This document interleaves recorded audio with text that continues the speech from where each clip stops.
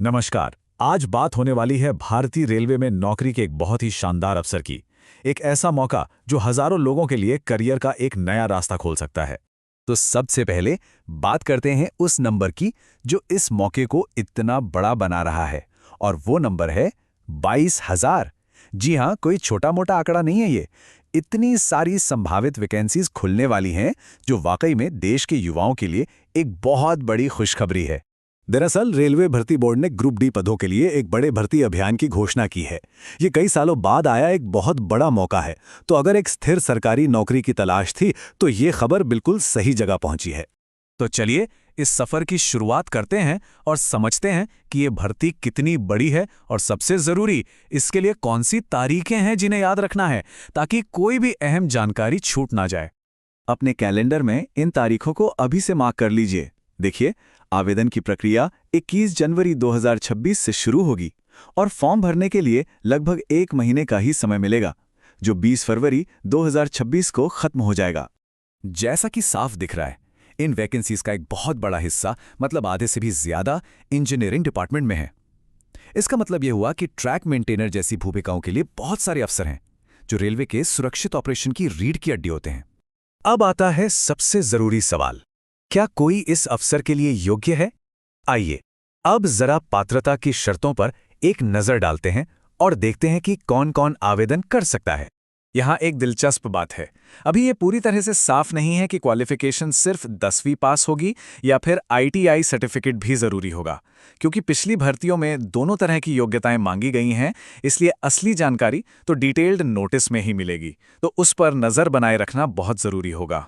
उम्र की बात करें तो जनरल कैटेगरी के लिए ये 18 से 33 साल है, और हाँ, सरकारी नियमों के हिसाब से OBC उम्मीदवारों को 3 साल और SC और ST उम्मीदवारों को 5 साल की छूट भी मिलेगी। अब हम उस हिस्से पर आ गए हैं जहां सबसे ज्यादा ध्यान देने की जरूरत है, और वो है अपने डॉक्यूमेंट्स तैयार करना। अगर ये काम सही से कर लिया तो यकीन मानिए आखिरी समय की बहुत सारी परेशानियों से बचा जा सकता है। इसको ना एक 3 स्टेप मिशन की तरह समझिए। स्टेप 1, अपना 10th का सर्टिफिकेट निकालिए और उसकी हर एक डिटेल को ध्यान से चेक कर लीजिए। स्टेप 2, अपना आधार कार्ड पूरी तरह से अपडेट रखिए। और सबसे जरूरी स्टेप 3, ये पक्का कर लीजिए कि दोनों में जो भी जानकारी है, नाम, जन्मतिथि, वो अक्षर अक्षर एकदम सेम हो। और इस बात को हल्के में बिल्कुल नहीं लेना है। ऑफिशियल नोटिस में साफ साफ लिखा है कि आधार और 10वीं के सर्टिफिकेट में नाम और जन्मतिथि 100% एक जैसे होने चाहिए। जरा सी भी गलती आवेदन को रद्द करवा सकती है। कुछ और जरूरी बातें याद रखने वाली हैं। आवेदन शुल्क है, लेकिन अगर परीक्षा में शामिल होते हैं तो उसका एक बड़ा हिस्सा वापस कर दिया जाएगा। और सबसे जरूरी बात, सिर्फ एक ही रेलवे बोर्ड में आवेदन किया जा सकता है। एक से ज्यादा आवेदन करने पर सारे के सारे आवेदन रद्द हो जाएंगे। ठीक है, तो आवेदन करने के बाद क्या होगा? सफर यहीं खत्म नहीं होता। आइए अब सिलेक्शन प्रोसेस के हर एक स्टेप को बारीकी से समझते हैं। देखिए, सिलेक्शन का ये सफर 4 पड़ावों का है।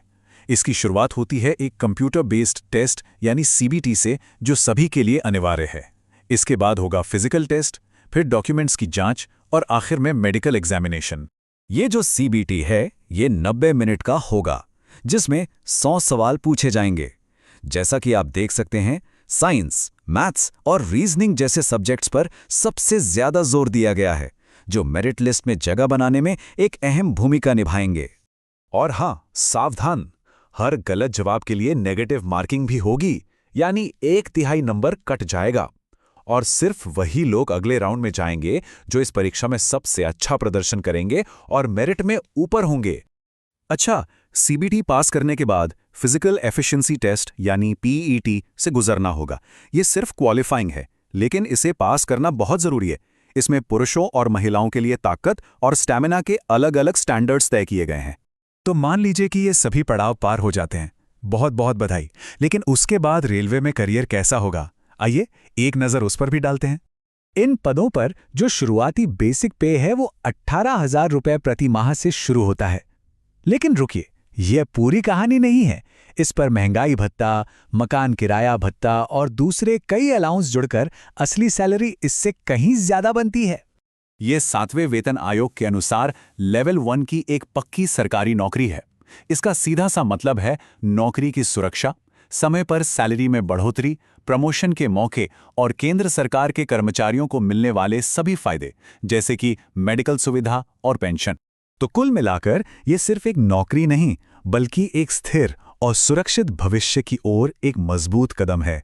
अब सवाल ये उठता है कि क्या ये सही मौका है? इस पर विचार करें, अपनी स्ट्रैटेजी बनाएं और तैयारी आज से ही शुरू कर दें।